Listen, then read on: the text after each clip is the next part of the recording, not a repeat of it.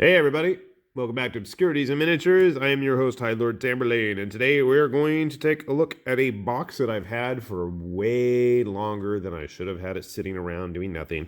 This is the Infernal Investigations Posse for Wild West Exodus. Now this is one of the very first unique set of sculpts that Warcradle put out after acquiring the license for the game, and I picked it up eagerly, and then I never got around to it.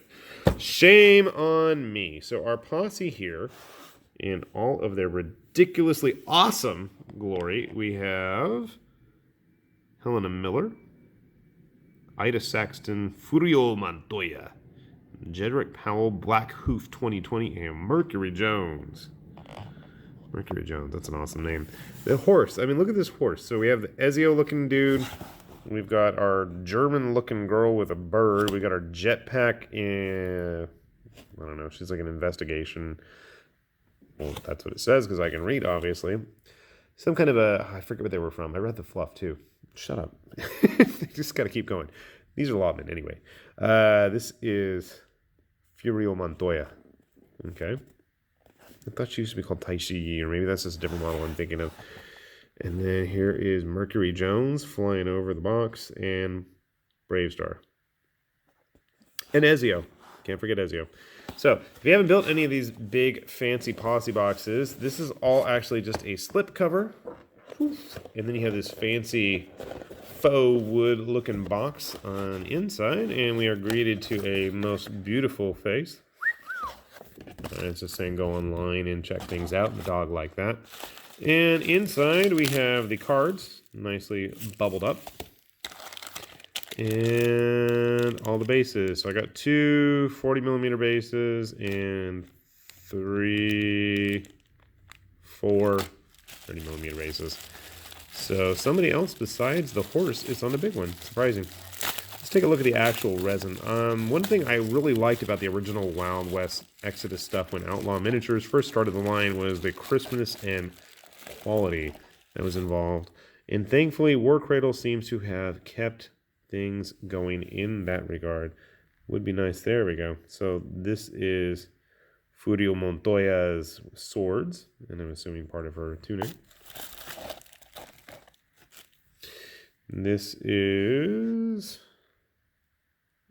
random stuff. I don't know. Two heads and an arm, and something was there. Ah, the birdie. Birdie was there. Maybe if I zoom it in a bit better. Nope, that did not help. That did. Huh. I thought it was a real bird, but it looks like a clockwork one. Maybe it's just been cybernetically enhanced. I don't know. Alright, what else? So I'm assuming that's their bodies, yep. So, good clean casts. No worries there.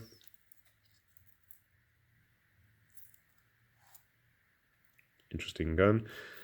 I'm guessing they're both going to be on 30mm bases. I know Marshall Base Reeves, though. That's like my favorite figure next to Waylon the Smith from the line, so I really like the Waylon the Smith figure. Let's see, this looks like, oh, this is our rocket-packed equipped friend. So you can see her leaping up here. Her uniform is going to be fun to paint. I'm guessing she's going to go on a 40mm base. The size of this explosion looks like it's just not going to fit onto the 30mm bases. Hopefully the backpack has no issues attaching there. A box. This is for Mercury Jones to be jumping over. What does it say on it? Gins. Okay. I'm assuming Mercury Jones is in here somewhere. And we have a bunch of guns and feet. Feet and guns. I don't know whose feet those are. They're like, maybe that's the horses. Little vents or something on them. There's a bunch of stuff floating around at the bottom of this bag. Let's see what's falling into my hands. Okay, that's Mercury Jones. That's somebody's head. That's a bunch of flash, the jetpack, and a bunch of random parts. I have no idea what that thing is. This is going to take me some time to figure out. And like the actual instruction sheet says, all of the directions are online, but if you're a bit of a masochist like me and enjoy trying to sit there and figure this stuff out, you know, I'm sure you're going to get your money's worth in that regard. All right. Oh, I guess that wasn't the horse's stuff. This is definitely the horse. You can tell by the hooves. Then whose legs were those? And where did I put them? Those are some funky legs. Anyway. So our horse seems very long-legged and with quite a big weapon. Somewhere... Oh, here's our Ezio friend. He's actually in a lot more solid parts than I thought he would be. With his ray gun of some sort. I'm assuming that's his. Maybe those are horse parts too? What does it say? Made in the UK. But the original's made in the US. And more horsey parts. Horsey head.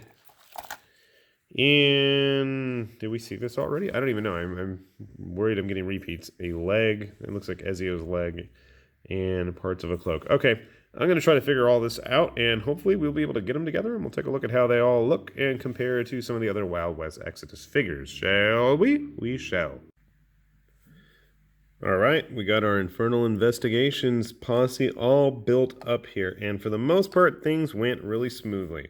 For the most part. Now... the only real challenge was a lot of these figures had teeny tiny little parts. Almost Malifaux levels of Insidious, trying to figure out where the hell they go. But I gotta give Warcradle credit. They did have everything posted on their website in the, oh gosh, what section was it? There was a download help section for building the models. Of course, some of them I still had a hard time figuring out. So here we have, oh, who's this? Jedrick Powell. Honestly, he ended up being one of my favorites of the group, which was kind of surprising, but he's got these cool little stun batons. This was one of the parts that I was just scratching my head. I knew it was his, I just could not figure out where, but I figured, you know, he's already got his hand on one. Probably has to have the other in him, the little pull-out holster there. Cool, funky, retro-looking ray gun. His cloak / jacket did not want to go together that well. That probably needs to be cleaned up and covered up, but you know what? I probably won't because I'm just too lazy. He doesn't want to stand on his base yet, so he's just going to have to pose over here. Next up, we have Mercury Jones. Mercury Jones is leaping over the gin bottles there. Again, very retro looking. She was another one I finally figured out. She's got those crazy looking shoes. Boots would be a better term. And where is it? There was a part that I still don't know, and I know it's hers. This thing, I don't know where this is supposed to go. It shows on the side of her backpack, but there's no real indentation or mark for it, and I really got to go double check that. I don't know what this is or where it's supposed to be, but I know it's hers, so we'll get to that eventually. Next up, since I'm just grabbing her now, I believe, isn't this Helena Miller? So she went together actually really easy. I was concerned that the exhaust ports of her jetpack were going to be really obnoxious trying to get everything to fit in, but honestly there's two little spokes there on the fumes and they just kind of stick in like that and voila, she stays on pretty well. That's nice. So I'll go spray her down with the primer like that and then I can remove her and finish up the job to actually paint her up. Let's see, next up, who is this lady? This is Ida Saxton. I don't know why her armor makes me think Prussian. And getting the bird's legs lined up with the body was quite the chore because they were just too far spread out. And you might be able to see that. You might not, and I don't care. But it was quite a hassle getting that bird on. Everything else went together well, and I need to clean that off by my thumb, but not a big deal. Got a little perch there, which is kind of cool. Alright, and then we have Furio Montoya, who I swear was a different character before, but I could be wrong. She went together pretty easily for the most part, but I was having a really hard time. There was not much of a contact point, so I kind of leaned her left arm onto the shoulder and put a little bit of glue on the actual blade to kind of keep it there, just for a little bit of reinforcement. They're really thin. I worry about these. If I transport them, I am really worried about them.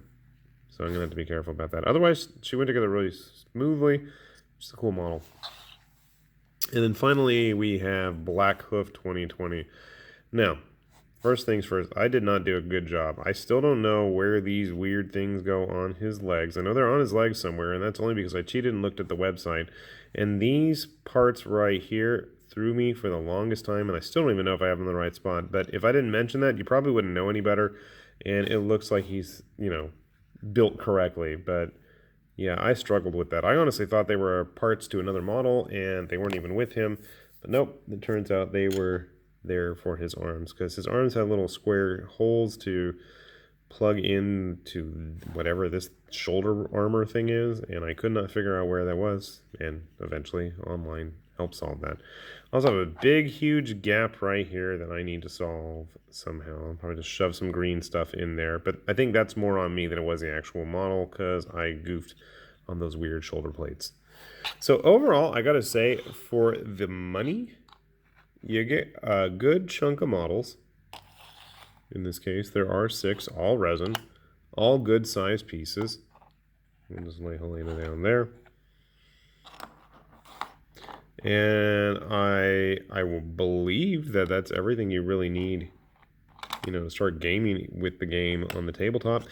They scale really well with the other previous existing Wild West Exodus models. Just toss a couple in here.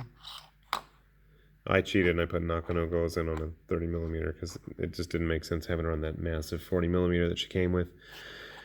They scale well in Shadows of Brimstone, if you were so inclined to include them in there, because they would make great characters for that, or any other Weird West game. They work well with Malifaux figures. They're just a little bit taller, and for the most part, that's due to their massive bases. If you even it out there, you can see they're pretty close in size. But I really got to give it to Warcradle. They've made some really fun, interesting models, and I hope they continue to do so, because it gives me something new to paint. And thankfully, the stat cards were actually included in this Posse box, and for some reason, I've had other sets that did not have cards, and I don't know why that is. So, they are nice for the fact that they've got a pretty decent sized picture of what they should look like in color. So, that is much appreciated. Because finding artwork, I think there is some in the rule books, but yeah, outside of that, I don't know. So cool. Let's see more of that in Black Hoof, obviously upside down. Anyway, cool little set, and I hope to actually get some games in once I get these guys painted, along with some of the other Posse boxes you may have seen reviews of on here on Obscurities and Miniatures.